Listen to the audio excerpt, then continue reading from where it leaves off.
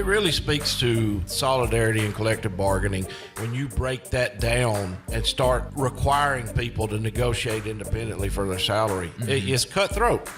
Which side are you on? Which side are you on? There was a story that I saw this week, a working paper that came out that I thought was really interesting. And what it was that,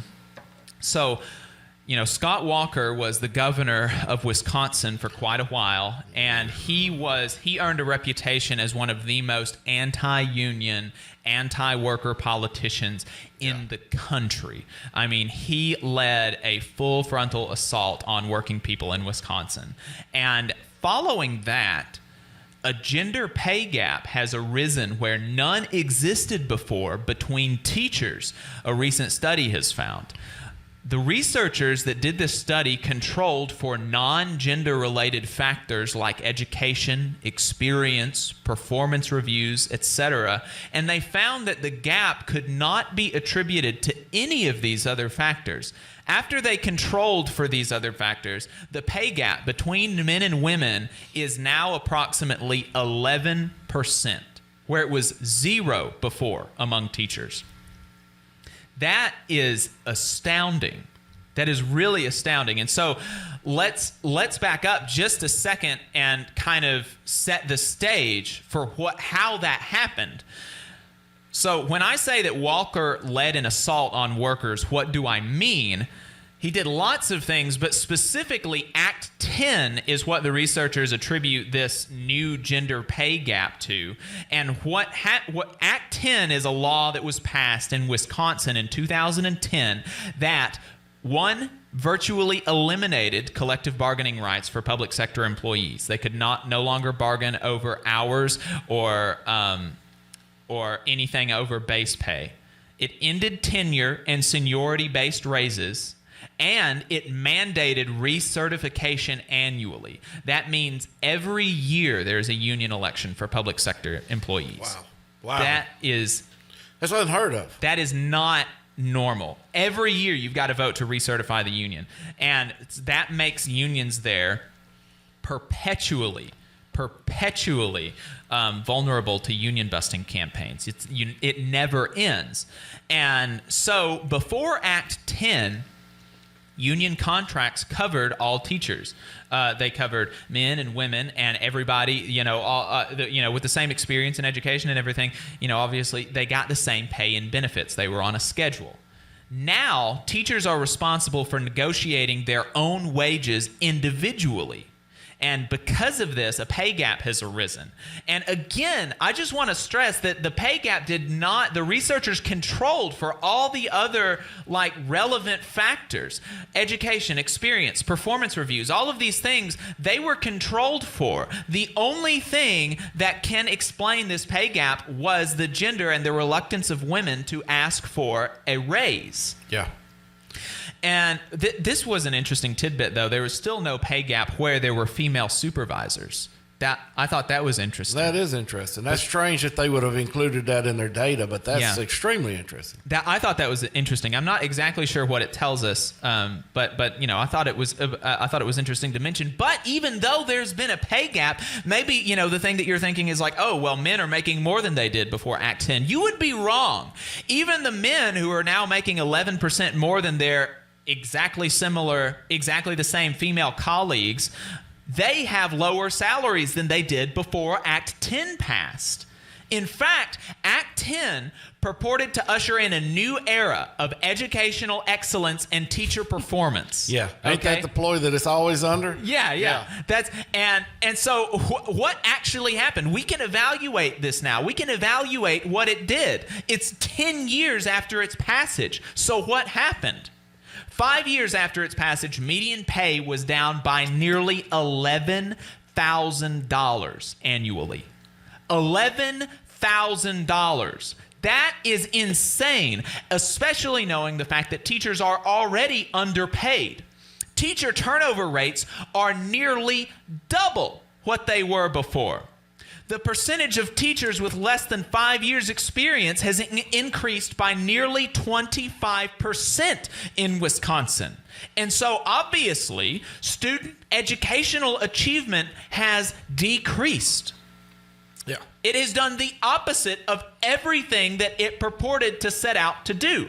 It would be real interesting to know if they done data on those border counties. You know, as far as like on the border of Michigan and other states, to see if the amount of teacher turnover is at, you know, because hey, if I'm within 30 minutes of being able to drive across the state lines and go to work at another school with good collective bargaining, I guarantee you their turnover rate is way higher than that. They, you know, I don't know about specific border counties in Wisconsin, but they did mention the fact that Minnesota has not seen any of these drastic. I mean, these are drastic changes, right? We're talking about in 10 years, teacher turnover rates doubling, the percentage of teachers with less than 5 years experience increasing by a quarter. These are huge. Their pay being down by $11,000. $11,000? That's like... Yeah, that's insane. That is, I mean... Already underpaid. Already way seriously, underpaid. You're talking about a teacher pay. You're talking about cutting 25 or 20% of their salary, almost certainly. That's... Or maybe a little bit less than that, but it's like that is a big chunk taken out of your paycheck every year. And it would be one thing if all this happened and teachers just had a horrible job, but the students were better educated. But they're not. They're not. Student educational achievement has decreased. Yeah, well, of course, you got younger teachers coming in. Inexperienced teachers, and nothing against the younger teachers. They've got to cut their teeth as well. But at the same time, you need the tenured teachers in there to show them the ropes, to teach them how to teach. Right, right. Know? And so what we have learned, if you're like honest, right? If you're honest and you're just objectively looking at the facts and you're using logic, okay? That we like to, you know, Ben Shapiro likes to talk about facts and logic, and facts don't care about your feelings, okay? What we have learned from Act 10 is that, funny enough, reducing pay and benefits and control over the job debilitates worker morale, lowers performance, and hurts the consumers and the community. Yeah. Which, you know, like anybody with half a brain could tell you that. And anybody who has been in the workforce, I have said this, I don't even know how many times. Anybody who's been in the workforce knows that management and supervisors get things wrong all the time. Constant. And unions allow innovation.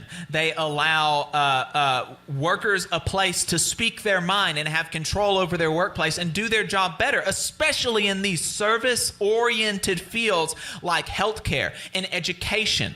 You know, it's not like these people are just, hammering on something, right? These are care-oriented professions that we're talking about right now. And so they want to do, like teachers, nurses, doctors, they want to do their jobs better.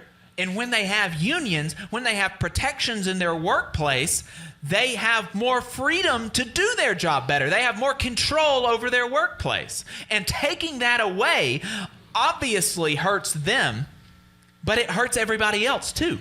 Yeah. It really speaks to solidarity and collective bargaining and being able to raise, a rising tide raises all boats. You know, it really speaks to the fact that when you break that down and start requiring people to negotiate independently for their salary, it's cutthroat.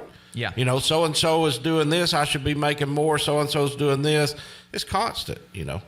Absolutely. It's totally constant.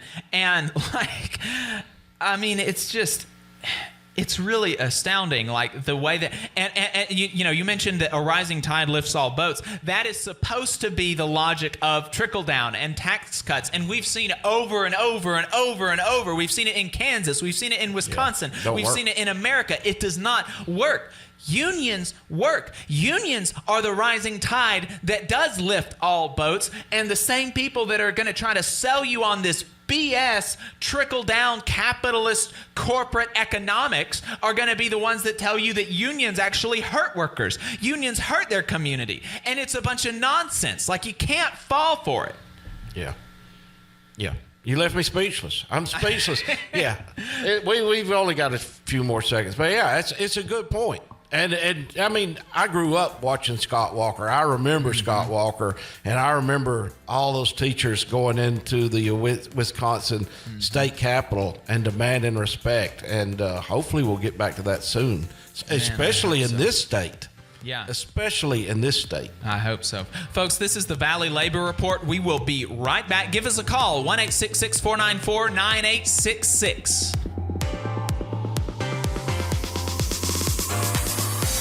You're listening to the Valley Labor Report with David Story and Jacob Morrison.